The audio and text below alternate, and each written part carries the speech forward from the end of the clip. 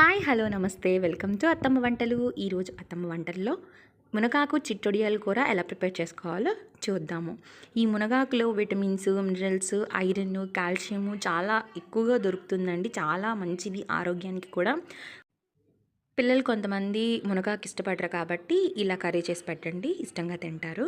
కర్రీకి మన main ingredients వచ్చేసి ఉల్లిపాయలు, పచ్చిమిరపకాయలు, చిట్టువడియాలు, మునగాకు, కరివేపాకు. ఈరోజు మా అత్తయ్య కట్టెల పొయ్యి మీద చేస్తుంది వంట. పొయ్యి అంటుకోగానే కళాయి పెట్టేసి కళాయిలో కొంచెం నూనె వేసుకుని నూనె కొంచెం వేడైన తర్వాత మనం చిట్టొడియాలు వేపుకుని పక్కన పెట్టేసుకోవాలి. ఇలా వేపుకున్న చిట్టొడియాల్లో కొంచెం వాటర్ పోసుకొని నానబెట్టేసుకోండి. ఇలా నానబెట్టుకోవడం వల్ల చిట్టొడియాలు గట్టిగా ఉండకుండా మెత్తగా ఉంటాయి కర్రీలోకి.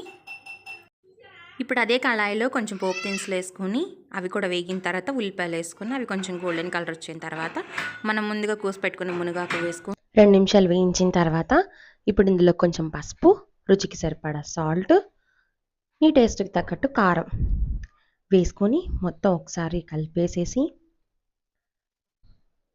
ఇప్పుడు ఇందులో కొన్ని నీళ్ళు పోసుకొని మనం ముందుగా నానబెట్టుకున్నటువంటి చిట్టొడియాలు కూడా వేసేసుకోవాలి.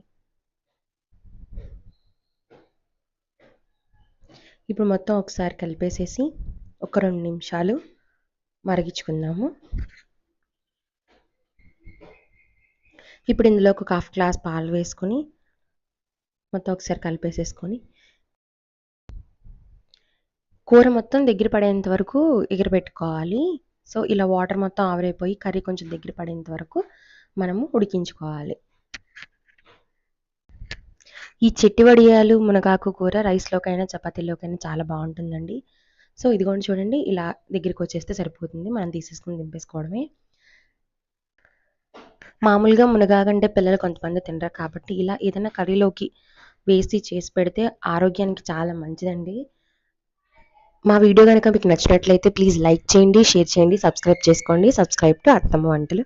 మరొక మంచి వీడియోతో మేము ముందుంటాం. అంతవరకు సెలవు. నమస్తే.